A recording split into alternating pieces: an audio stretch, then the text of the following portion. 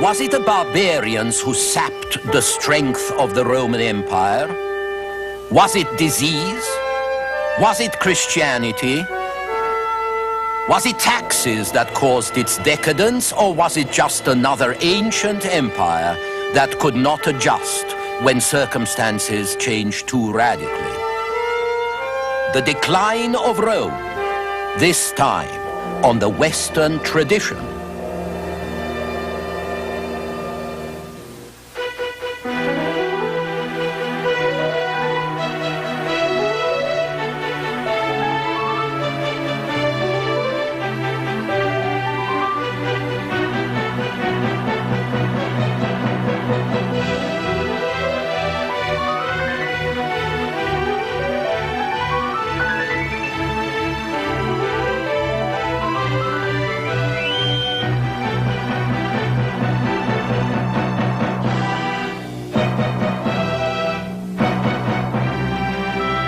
And now UCLA professor Eugene Weber's continuing journey through the history of Western civilization.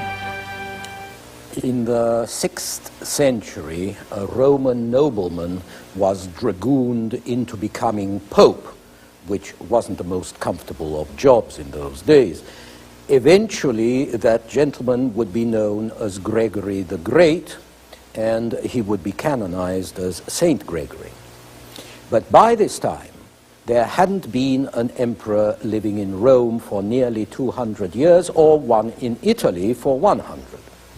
In fact, all the territory from Hadrian's Wall in Britain to the Adriatic Sea and beyond was now dominated by a number of backward, warlike tribes, most of them German. The western part of the empire was no more.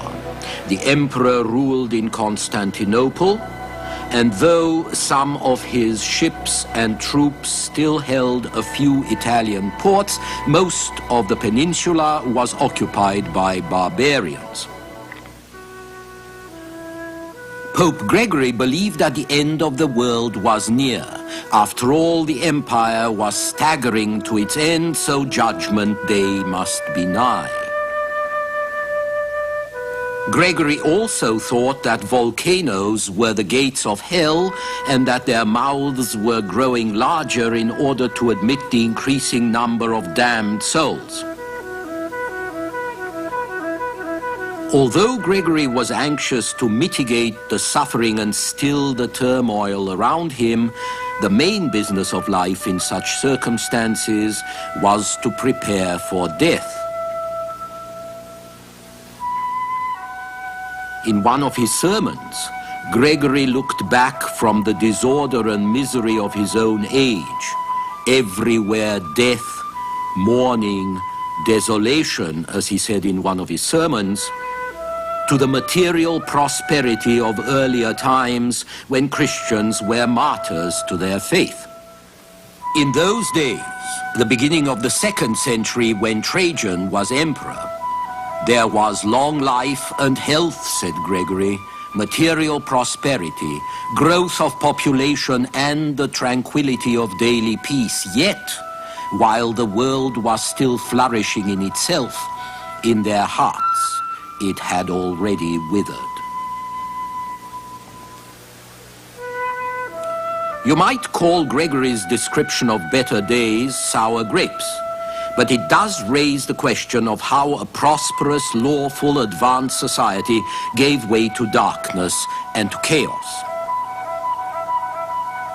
The first and obvious answer is that the Roman Empire of the 2nd century was surrounded by darkness and chaos by a host of backward, hungry, savage tribes across the Tyne, the Rhine, and the Danube rivers, not to mention the mountains and deserts of Asia and Africa. As long as these tribes were held in check, they mostly fought each other. Individuals often trickled into the empire to look for work or sign on as mercenaries, and some of them settled as immigrants do today and became Romanized. But when they could, They burst through over the border to raid and loot and ravage as a tribe, and when the opportunity offered, instead of turning back home with their plunder, they might even take over the better lands of the empire itself and settle there until someone else came and pushed them off. After 250 AD or thereabouts, this process accelerated. The raids became invasions, and the emperors bent all their energies to stabilizing what was left and keeping the barbarians at bay, sometimes by hiring a group of barbarian mercenaries to fight on behalf of Rome. Better still, the Romans would try to persuade one tribe to fight another so that they would be too busy to threaten Rome. But around the year 214 before Christ, when the Chinese began to build a great wall to preserve their civilized world against barbarians, a federation of aggressive Mongol tribes had turned west. These were the people we call the Huns. As they traveled westward over the course of several centuries, the Huns pushed before them other warlike tribes, the Goths and the Vandals, who were desperate to get away from them, which tells you just how awful the Huns must have been. In the late 4th century, some of these fleeing peoples, notably the Goths, got into the Balkans, which were among the richest provinces of the empire, and from there into Italy. Then, around the year 406, many more Vandals crossed the frozen Rhine and ravaged Gaul. As one contemporary observer remarked, Gaul smoked to heaven in one continuous pyre. And after Gaul was devastated, they crossed into Spain and North Africa. In due course, the Huns followed, carrying even worse destruction wherever they went. After that, the West was a chaos of frightened Roman survivors and brawling savage tribes. It's difficult to exaggerate the horror and suffering all this involved for generations. It wasn't war as we understand it, but robbery and mayhem on a vast scale exercised on an almost defenseless population, rather like an endless raid by motorcycle gangs. It meant the sack of cities, the massacre and enslavement of populations, and the devastation of open country. Attila the Hun, who led his people for 20 years in mid-5th century, was known as the Scourge of God. In 448 in the Balkans, Roman envoys to Attila found the once populous city of Naissus empty except for corpses. In Africa, a few years earlier, if a city refused to surrender, the Vandals would march their captives up to the walls and butcher them en masse so that the stench of their corpses should make defense untenable. As St. Jerome wrote in 396, the mind shudders when dwelling on the ruin of our day. On every side sorrow, lamentation, everywhere the image of death. By Pope Gregory's time in the 6th century, chaos and mayhem had become a part of normal life. So the question becomes, how did it happen? Why was Rome unable to defend itself? Edward Gibbon's great history, The Decline and Fall of the Roman Empire, was published in London in the years between the American Revolution and the French Revolution. And it attributes much of the responsibility for Rome's decline to the insidious effects of Christianity, which Gibbon thought was bad for the Roman fiber. He calls it the triumph of superstition. But it's interesting that Gibbon's story runs from the end of the 1st century to the 5th century, which is a pretty long incubation period for a mortal illness, especially when you consider that Gibbon was writing just when the British Empire was about to rise. Today, 2 centuries after Gibbon, the British Empire is no more, whereas just the decline of Rome took 4 centuries. And unlike Gibbon, most present-day historians concentrate not on Christianity, but on social, economic, constitutional factors, which is reasonable because those can be traced and measured to some extent. So let's take a look at them. One of the most striking versions of the fall of Rome focuses on all the fertile soil, upland farms, well-drained or irrigated areas passing over generations into the hands of landlords who cultivated them by slave labor. The poorer areas, especially the marshland, were left to the peasants. In these marshes, the malaria mosquito bred. The disease and the poverty that resulted drove the victims into the cities where they spread the infection and perhaps contributed to the feverish kind of city politics characteristic of Rome. Then, according to one theory, malaria, joined perhaps by smallpox or some other plague, moved outward to the frontiers of the empire, decimating the garrisons, depopulating the towns, eventually leading to the final breakthrough of the barbarians. If this theory is true, the Roman Empire was actually destroyed by a mosquito, which may not be so far-fetched if you consider that Alexander the Great had probably died of malaria. It has also been argued that short-sighted methods by farmers like this one exhausted the soil, impoverished smallholders, depopulated the countryside, and left little for the tax collector, hence little to pay the legions who were the protectors of the empire.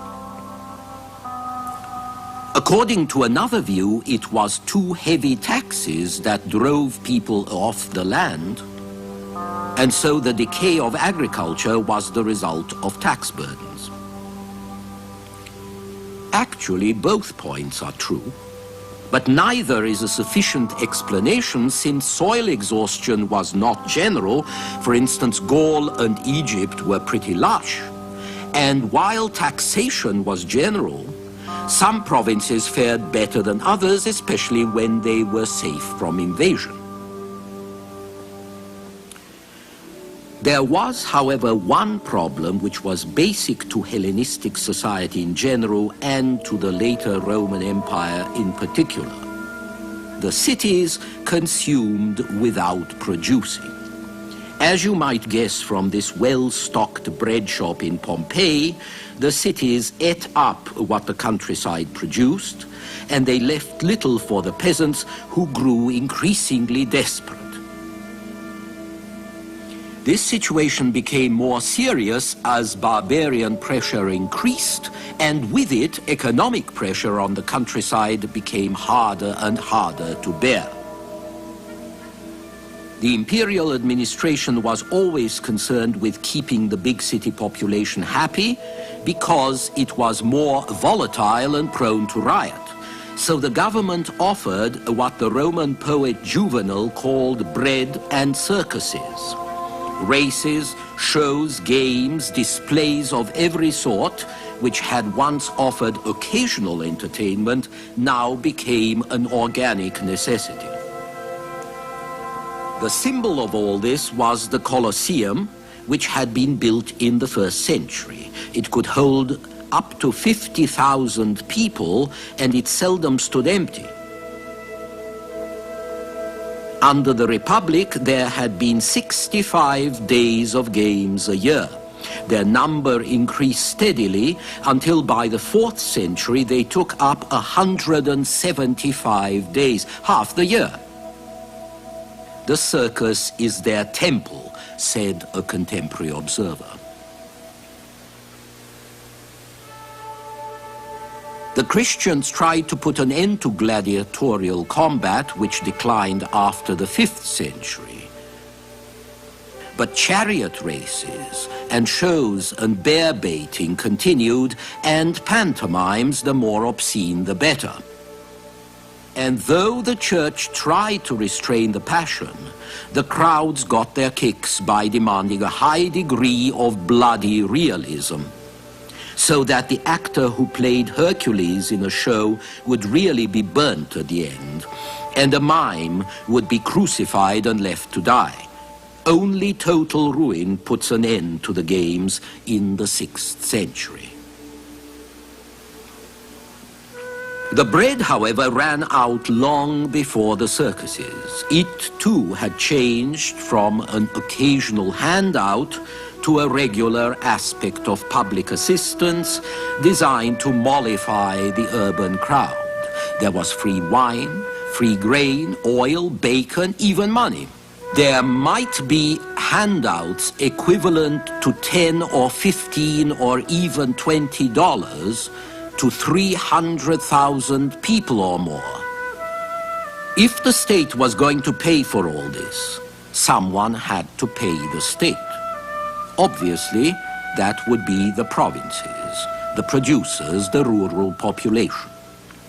This led to growing resentment of all those greedy, useless mouths in the city, or else it meant an attempt to join the useless mouths, who at least had some fun, to become a consumer rather than a producer, and this, of course, meant fewer producers and still more problems.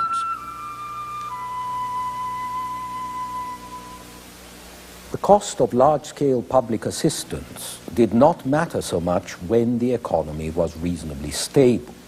But when it was disrupted by civil war after the 2nd century and by foreign invasions after the 3rd, such burdens became serious. As the economy began to crack in the 2nd and 3rd centuries, the emperors concentrated on squeezing all the money and the goods they could in order to pay the army, or else to pay the barbarians whom the army no longer held in check. Now, this meant that the economy entered a vicious downward spiral, and society with it. There were ever heavier taxes, ever fewer people capable of paying taxes. Inflation and debasement of the currency drove gold and silver out of circulation. Taxes were increasingly paid in kind, in grain, in cattle, in forced labor, or else they weren't paid at all. The economy, which had taken centuries to shift from barter to cash, slipped back to the primitive level of barter. And so this was another factor in the decline of Rome. The principal cause of ruin, however, was probably hypertrophy, growing too big, which is the essential sickness of every ancient empire. A state grows, it eliminates one threat after another, it gobbles up competitors, and after a while the sheer cost of army and administration proves too much for the economy. Communications break down under the strain. Distant armies cannot be commanded from the center, and distant provinces break off. In the 280s, the Emperor Diocletian realized what was happening. He took a co-emperor who could look after the eastern part of the empire while he looked after the west.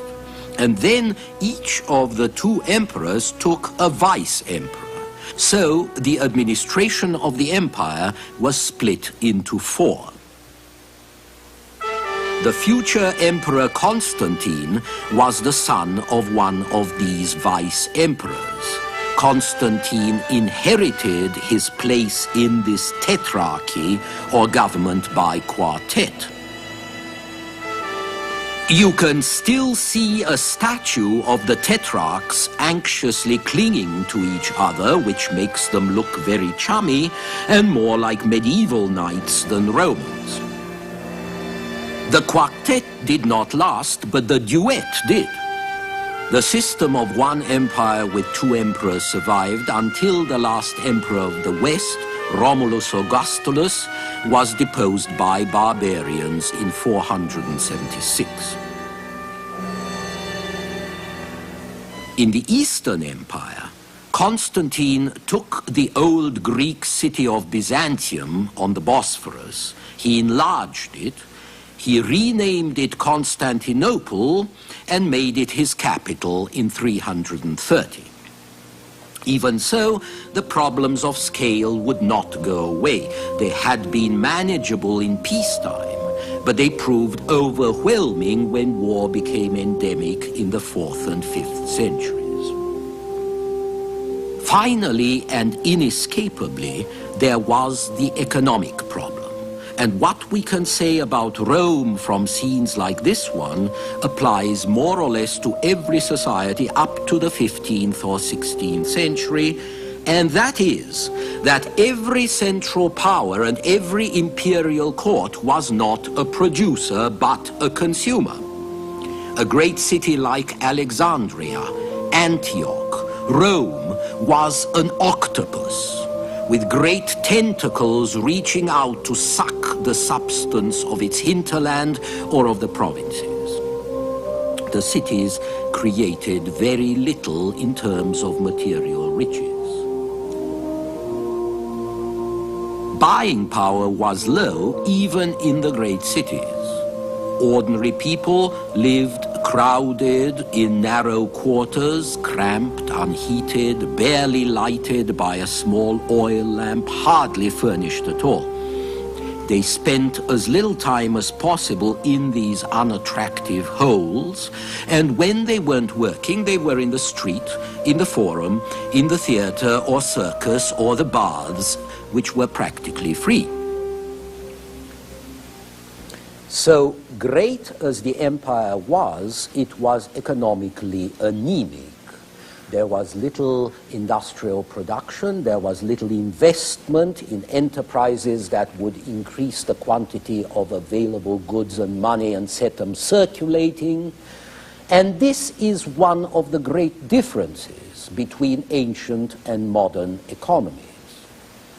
Ancient capital, unlike modern capital, went either into buying land or else into usury, which is the lending out of money at extremely high interest rates. And there was little interest in new possibilities for technological change because production was generally limited to domestic economy, to what an individual home or estate needed, or else to luxury goods. Let me give you an example. About 2,000 years ago, an Alexandrian geometrician named Hero invented a steam engine which was perfectly practical and which embodied the principles of the turbine and of jet propulsion. But the point about the engine is not that he invented it, but that nobody used it. What made Hero well known was that he invented a lot of tricks and toys that could amuse rich people or serve the temple priests, like a contraption that produced steam in order to open temple doors so that the gods inside would be revealed without any human intervention. But none of this led to more practical applications. There were, of course, plenty of slaves, and in any case, mechanics were not respectable, just as working with your hands wasn't respectable, which you can understand when you think that slaves and poor folk did it. At any rate, nobody paid much attention to science in general and to technology in particular, except for warfare and for civil engineering. Aqueducts, sewers, public buildings, ingenious ways of heating baths, all of which were very advanced, very impressive, but not terribly productive.